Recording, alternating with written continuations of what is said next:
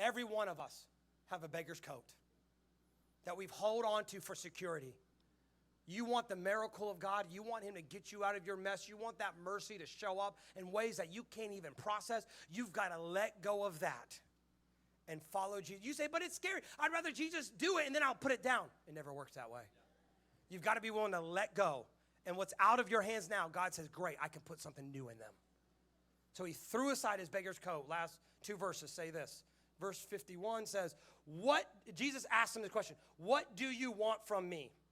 My rabbi, the blind man, said, I want to see. Well, I think to myself, that's obvious. I thought, what a waste of a Bible verse.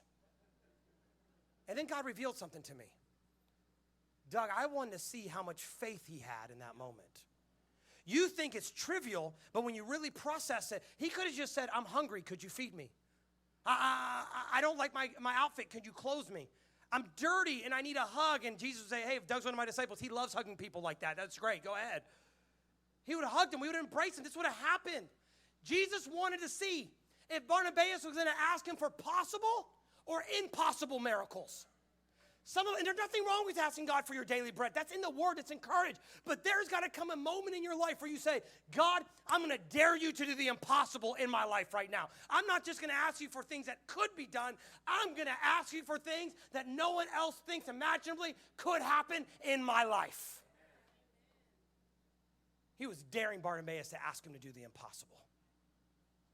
And the final verse says this. Jesus said to him, go for your what? Your faith. Some of us underestimate the power of our faith. He didn't say go because my strength healed you, because your faith healed you. Somebody in here needs to get out of that situation you're in right now. And even though the circumstances haven't changed yet, you just start declaring the goodness of God over it. You just start saying, God, you are for me, not against me. I know this doesn't make sense in the natural, but I don't live just in the natural. I live in the supernatural of what God can do. And I'm going to believe by faith he can turn everything around if he so chooses. So God, do it in my life. Because your faith, you've been healed. The Bible says instantly the man could see, and here's my favorite part of the whole story. He followed Jesus down the road. It was not okay for him to get his miracle, go back and find his beggar's coat, put it back on, and go reposition himself at the wayside.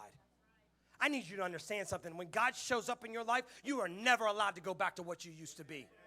You say to God, okay, you did this, I'm now doing that. I don't care what others tell me. I'm going to follow Jesus. If people like it or not, I'm going to follow him down the road of my life.